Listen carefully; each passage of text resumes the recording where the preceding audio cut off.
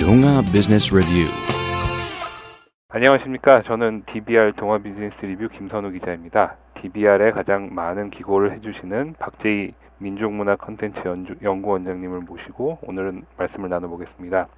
박 원장님은 한국예술종합학교 전통예술원 교수를 지내셨고 지금은 포스코 전략대학 석좌 교수로 계십니다. DBR 104호 위즈덤 for CEO 코너에 실린 행복과 불행은 동기동창이라는 글에 대한 설명을 부탁드리려고 합니다. 안녕하세요, 교수님. 네, 안녕하십니까. 예, 중국 전국시대 말기에 한비가 쓴 한비자에는 불행과 행복이 같은 문을 사용한다는 뜻의 화복동문이라는 말이 나온다고 합니다. 행복과 불행이 같은 문을 사용한다니까 얼핏 들어서는 이해가 잘 안 되는데요. 이게 어떤 뜻인지 좀 설명 좀 부탁드리겠습니다.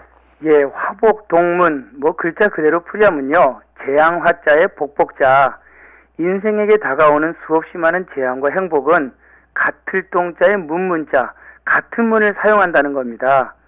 지금 나에게 들어온 이 행복이 결국 나중에 가보면 불행이란 손님으로 변할 수도 있고요. 또 지금 나에게 다가온 불행이라고 하는 이 위기가 좀 더 시간이 지나면 행복이라고 하는 손님으로 변해 있을 수 있다는 거죠.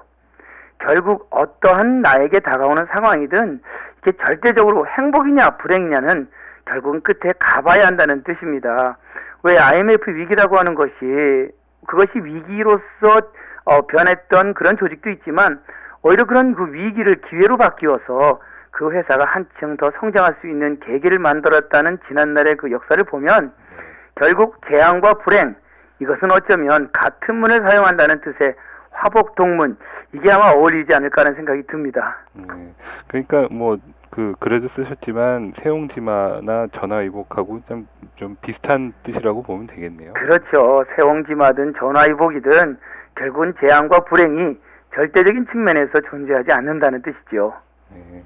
그리고 이제 글에 보면 자득형 인간이라는 말도 나오는데, 네네. 그 뜻이 제가 읽어보니까 좋더라고요. 네네. 자득형 인간이 어떤 인간인지 좀 설명 좀 이것도 부탁드리겠습니다. 한자 뜻으로 따지면은 스스로 자자의 얻을 득자입니다. 네. 그러니까 자득이란 뜻은 어떠한 위기가 다가오든 어떠한 행복이 다가오든 그 상황 속에서 내 자신의 평상심을 잃지 않고 스스로 최적의 답을 찾아낸다. 이게 아마 이 자득의 뜻에 가장 가깝다는 생각이 듭니다. 그래서 이 구절의 원전을 보면 중용에 나오는데요. 네. 군자라고 하는 사람은 자기 자리에서 최적의 답, 즉 자득의 인간으로 살아야 된다. 그래서 부귀한 상황이 나에게 다가오면 부귀한 자로서 자득형 인간이 되어야 되고, 또 가난하고 지위가 천해지면 그 빈천한 자로서의 자득의 방법을 찾아내야 된다.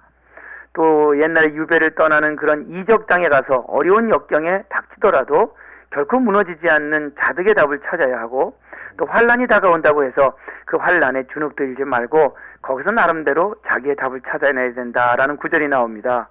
그래서 이 구절은 아마 그 동양의 인문학 정신의 굉장히 중요한 핵심 가치였던 것 같아요. 기업이든 한 인간이든 어떤 행복과 불행에 연연하지 않고 그 속에서 자기의 멘탈을 유지하며 가장 최적의 답을 찾아서 어떻게 하면 지금 나에게 다가온 이 상황을 나의 가장 적합한 상황으로 전환시킬 것인가. 아마 이 부분이 인간이 살아가는 굉장히 중요한 자득의 철학이다라고 제가 적었죠. 네.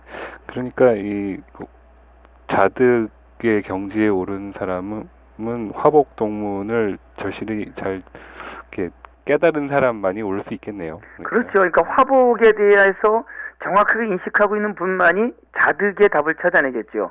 예를 들어서 다산 정약용 선생 같은 경우 18년 동안 강진에 유배 가면서 그것이 불행이라고 생각했다면 다산학이란 꽃이 필 수 없었을 겁니다. 거기서 자득형 인간으로서 그 불행 속에서 화복동문이라는 시각을 가지고서 정말 연구할 시간을 찾고 거기에 경학에 대한 새로운 연구, 그리고 새로운 비전의 제시, 이런 것들은 결국 자득형 인간이 화복을 컨트롤해 나가는 굉장히 중요한 역사적 신뢰라고 할 수 있을 겁니다. 근데 참 이 말은 쉬운데 네. 자득의 경지에 오르기는 참 어려울 것 같거든요. 네. 워낙 이 고전에서는 유명한 얘기니까 네네. 자득의 경지에 들기 위해서 네. 우리가 살면서 어떤 마음가짐을 가지고 살아야 될까요? 그럼? 다시 또 원론으로 돌아가면 화복동문이라는 마음가짐이 있어야 합니다. 그러니까 일희일비하지 말자는 거죠. 네. 뭐 지금의 위기와 기회에 너무 일희일비하지 말고 네. 정말 거기를 초월할 수 있는 평상심을 유지하자는 건데 요즘 뭐 권력의 정점에 오르신 분들 네. 결국 재앙으로 끝나는 경우 많고요. 네. 또 아니면은 그때는 정말 내 인생이 불행했다고 생각했는데 오히려 또 이것이 행복으로 바뀌는 경우를 보면서 결국은 일희일비하지 않는 마음가짐, 이것이 진정 이 자득형 인간으로 살아가는 굉장히 중요한 방법이 아닐까. 그래서 이 글의 마지막 구절에 그런 말을 썼어요. 네. 재앙과 행복은 동기동창 동문이다. 아마 그런 마음으로 세상을 바라본다면 결코 이 세상의 변화와 추이에 흔들리지 않는 자득형 리더가 될 수 있다는 생각을 해봅니다. 예, 그 문구가 참 마음에 들어서 저희도 그걸 제목으로 뽑았습니다. 그렇죠. 예. 아유, 하여튼 말씀을 너무 잘해주셔서 감사드리고요. 네네. 고맙습니다. 네, 감사합니다. 네.